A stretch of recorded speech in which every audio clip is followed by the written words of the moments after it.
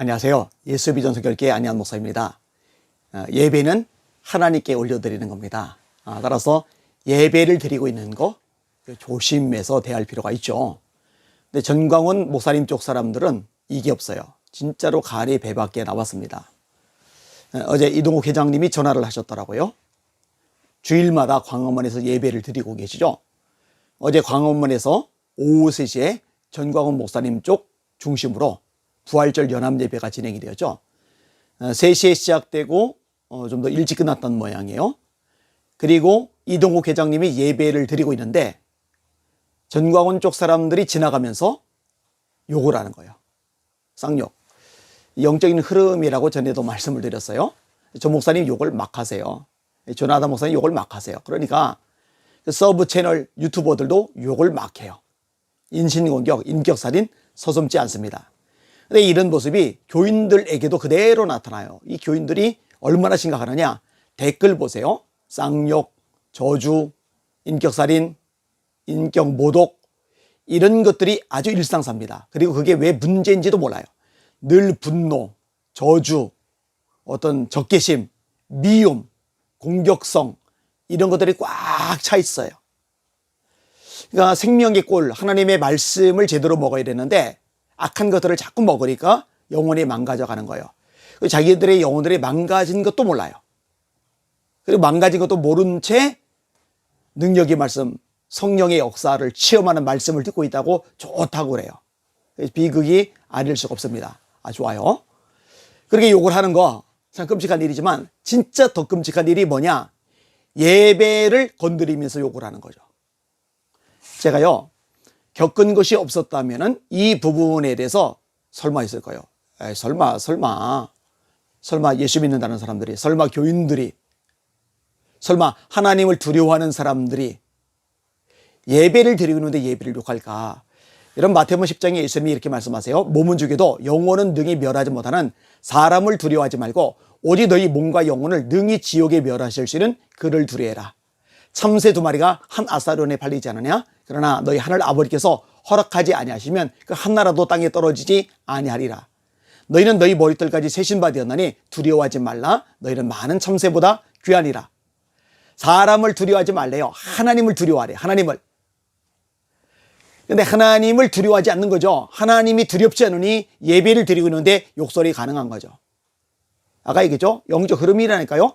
전광훈 목사님 하나님을 두려워하잖아요. 그러니까 하나님 나한테 까불면 죽어. 친밀해서 그렇다고요? 진짜 헛소리 중에 헛소리죠. 영적 수준이 높아서 그렇다고요? 진짜 헛소리 중에 헛소리죠. 그러나 하나님이 두렵지 않은 겁니다. 하나님의 보호자를 꽉 잡고 있어요? 하나님이 두렵지 않은 겁니다. 하나님 앞에서 아니라 내 앞에서 전광훈 앞에서 쪼개잖아? 하나님이 두렵지 않은 겁니다. 그리고 이런 것들이 고스란히 그 영향을 받은 사람들에게서 나타나는 거예요. 자, 예전에 전광훈 목사님이 심화보 목사님을 인격살인했어요. 그때 은평제일교회 실시간 댓글장에 전광훈 목사님 추종자들이 쌍욕을 달았어요. 예배를 드리는데 예배 시간에.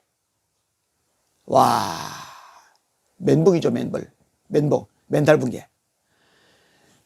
전 목사님이 저에 대해서 비판의 목소리 냈을 때 저희 교회 실시간 댓글창에도 예배 시간인데 막말, 쌍욕, 인신공격적 발언들이 달려요. 그 사람들 예수 믿는 사람 아닙니다. 절대로 구원받은 하나님의 백성일 수가 없습니다. 그걸 말리지 않고 제지하지 않고 내버려두는 전광훈 목사님. 이 목사님 소리를 언제까지 붙일지 모르겠어요. 제가 최대한 예우를 해드리고 있는데 참 언제까지 이 단어를 붙여야 될지 고민이 저절로 됩니다. 안타까운 일이죠. 여러분, 가인과 그 제사는 하나님이 연락하지 않으세요? 아벨과 그 제사는 하나님이 연락하세요. 예배가 얼마나 중요하냐? 사람을 받아들이고 받아들이지 않고가 예배하고 연결이 된단 말이에요. 여러분, 우시아 왕은요, 유대 나라를 부강하게 만든 왕입니다. 백성들의 인정과 존경을 많이 받았죠. 그런데 나병이 걸렸어요. 통치를 못하고 별궁에 숨어 지냅니다. 아들인 요담이 대신 통치를 합니다. 왜 이런 끔찍한 질병이 임했죠? 하나님이 진노하신 거예요. 벌을 내리신 거예요. 왜요? 왕으로 해볼 거 다 해봤거든요. 또 나라를 부강하게 만들었으니 간이 배 밖에 나온 거예요. 교만해진 거예요. 제사를 분향을 드려보겠다는 거예요. 성전에 들어갔어요. 제사장들이 가로막아요. 감히 왕인 자기를 막는다고 오히려 화를 내요. 화를 낼 때 나병이 이마에 돋아버린 거예요. 잠복 기간도 거치지 않고 즉각적으로 나병이 생겨버린 거예요. 하나님이 치시는 거죠. 하나님이 심판하신 거예요. 그러니 비참한 운명이 되고 말았죠. 결국 나병이 도저 죽었고, 그렇게 죽어서 나라가 우울할 때 이사야가 성전에 들어가 기도하다가 하나님의 보호자를 바라보게 되는 거죠. 그게 이사야 6장의 내용 아닙니까? 여러분, 엘리의 두 아들이 있어요. 홈니와 비느하스. 하나님께 드리는 예배를 짓밟았어요. 하나님이 어린 사무엘을 통해서 심판의 메시지를 전합니다. 제사장직 박탈당할 것에 대해서 이야기를 하십니다. 예언을 합니다. 세월이 지났어요. 아비아달은 다윗을 따라다니며 고생을 많이 합니다. 그런데 아도니아 편에 달라붙어요. 아도니아가 왕이 되고 나서 부귀영화를 누릴 줄 알았던 거죠. 그런데 하나님의 뜻은 아도니아가 아니고 솔로몬이었어요. 솔로몬이 왕이 되고 나서 아도니아는 제사장직을 박탈당합니다. 고향에 돌아갑니다.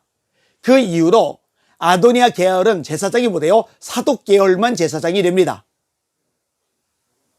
자, 아도니아 완전히 이 제사장직 박탈당하면서 제사장으로서 몰락을 하게 되는데 이유가 뭔지 아세요? 하나님이 사무엘을 통해서 엘리 집안에 예언하신 말씀을 그대로 이루신 거예요. 아비아달은 엘리의 후손이거든요. 이게 예배란 말이죠. 자, 사무엘이 올 때까지 기다리라고 사울에게 지시를 내렸어요. 사울은 왕이에요. 근데 사무엘이 더디 오니까 제사를 덜컥 드려버렸어요.